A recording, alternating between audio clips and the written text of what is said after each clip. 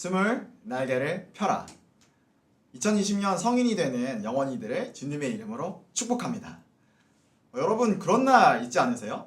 온종일 아무것도 한 것이 없는데 벌써 하루가 다 간 그날.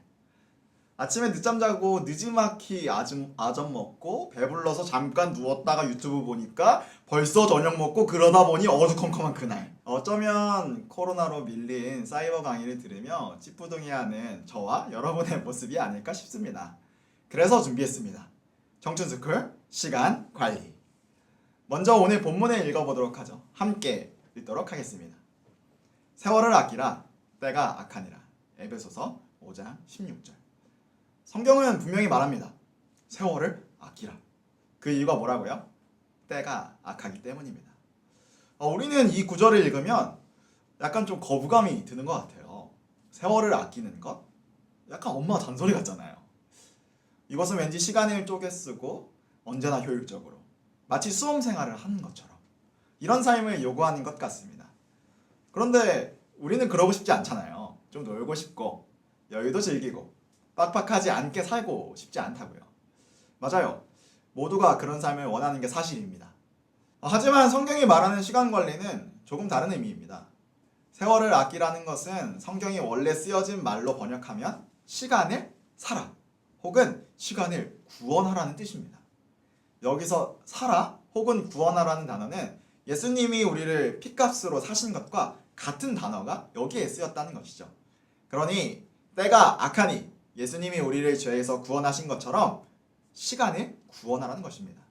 즉 시간의 주도권을 가져와서 올바르게 사용하라는 것이죠. 누구에게나 시간은 24시간 동일하게 주어졌습니다. 모든 사람에게 가장 평등한 것이 바로 시간입니다. 시간에는 금수저도 흙수저도 존재할 수 없습니다. 다만 시간에 끌려가는 사람이 있고 오히려 시간을 주도하는 사람이 있을 뿐입니다. 우리는 상황에 지배되지 않고 하나님이 나에게 맡겨주신 그 시간을 주도해야 합니다. 그렇다면 하나님께서 나에게 맡겨주신 그 시간, 이것을 어떻게 주도할 수 있을까요? 우리는 시간을 통해서 두 가지를 찾아야 합니다. 첫 번째, 과거라는 시간을 통해 나를 찾아야 합니다. 제가 여러분과 같은 20살 때였던 것 같아요. 그 당시 저는 첫사랑과 연애를 하고 있었습니다. 그런데 그 친구가 재수를 했던 것이죠. 그래서 왠지 저만 청춘을 즐기는 것이 미안해서 학교에서 스스로 아싸가 되기로 결정합니다. 물론 다른 이유가 있었던 것은 아니에요. 그런데 문제는 대학에 입학하니까 고등학교 때와는 너무나 다른 환경에 제가 좀 당황을 했던 것 같습니다. 저는 고등학교를 기숙사 생활을 했거든요. 그래서 매일같이 다람쥐 쳇바퀴 돌듯이 아침에 일어나서 공부하고 점심 먹고 공부하고 저녁 먹고 자습하고 또 새벽까지 자습하고 이 패턴에 매일같이 하다가 갑자기 자유가 주어지니까 이 시간을 어떻게 써야 될지 또 그 자유가 저에게 너무나도 과분했던 것이죠. 그렇게 갈팡질팡하면서 저는 한 학기를 아무것도 안 한 채 보냈습니다. 그런데 한 학기의 마지막 기말고사 기간 학교 강의실에서 공부를 하는데 하라는 공부는 안 하고 갑자기 감성이 터졌습니다. 새벽 2시에 그 감성이 터진 것이죠. 그래서 새벽 2시부터 새벽 4시까지 나라는 사람이 누구인지 한번 적어보았습니다. 특별히 나라는 사람의 과거, 나라는 사람의 그 과거의 그 행동을 생각해보면서 내가 누구인지를 적어보았다는 것이죠. 여러분 시간은 가장 훌륭한 재판관이다. 이런 속담이 있습니다.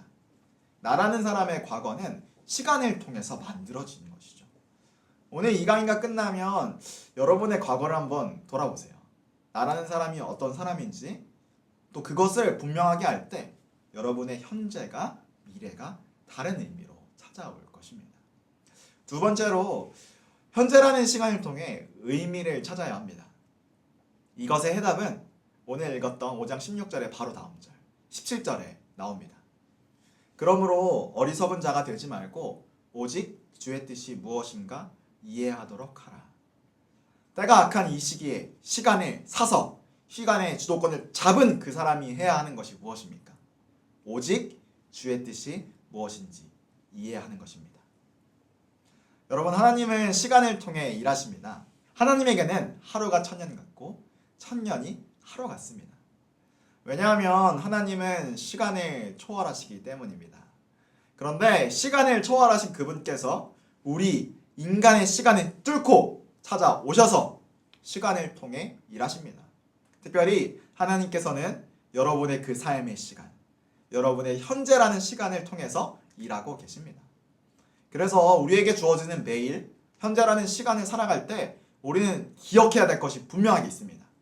하나님이 나와 함께 하신다.